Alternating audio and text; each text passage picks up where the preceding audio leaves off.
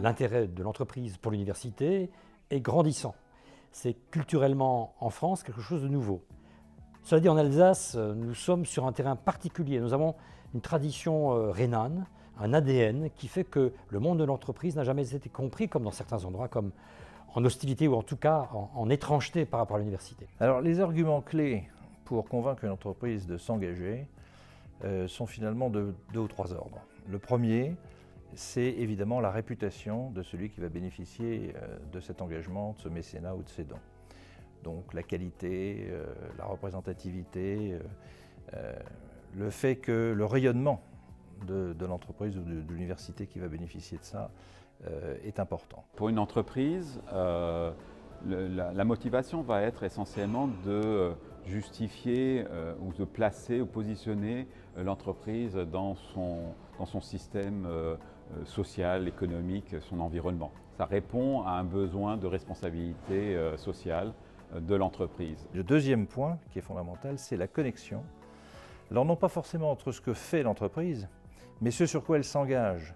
Non pas sa raison d'être, mais ce sur quoi elle a envie de communiquer avec ses salariés, avec ses parties prenantes, pour qu'il y ait une compréhension et une cohérence en fait entre cette action de mécénat et la communication finalement de l'entreprise. Nous, on aime bien qu'il y ait du lien et qu'il y ait du sens, qui soit en cohérence avec l'entreprise et la fondation. Parce que ça le rend plus vivant, plus concret. Et puis, on aime bien aussi que les collaborateurs soient acteurs, que nos collaborateurs soient acteurs de ce mécénat. Le troisième point étant bien entendu plus affectif, c'est que celui qui a les mains dans le cambouis, c'est-à-dire le directeur général, qui choisit finalement à la fois les montants et puis les destinataires, soit un peu engagé ou connecté avec la communauté dont on parle. Et si je reprends cet exemple en ce qui concerne l'engagement de Mazars avec l'Université de Strasbourg et la Fondation Unistra, c'est exactement les 3 arguments qui m'ont permis d'avancer sur ce sujet. Il y avait une connexion claire avec la transmission du savoir, qui est chez Mazars le point qui nous motive pour soutenir, pour aider. Alors l'université, c'est évident. On est aussi grand mécène du Louvre, parce qu'on pense que la transmission de la culture est également un phénomène très important pour tous les collaborateurs.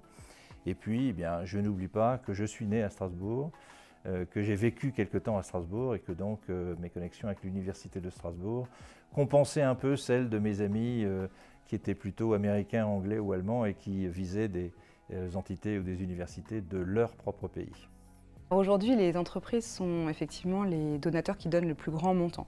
On va pouvoir aller chercher des montants très importants qui sont parfois au-delà de 100 000 €, souvent quand même étalés dans le temps, donc sur plusieurs années. Aujourd'hui, ce tissu industriel, économique est tout à fait en développement et je dirais que nous nous rapprochons culturellement. Nous savons mieux ce qu'est une entreprise et les entreprises savent de mieux en mieux ce qu'est l'université et ce qu'elles peuvent y trouver et ce que nous pouvons leur apporter.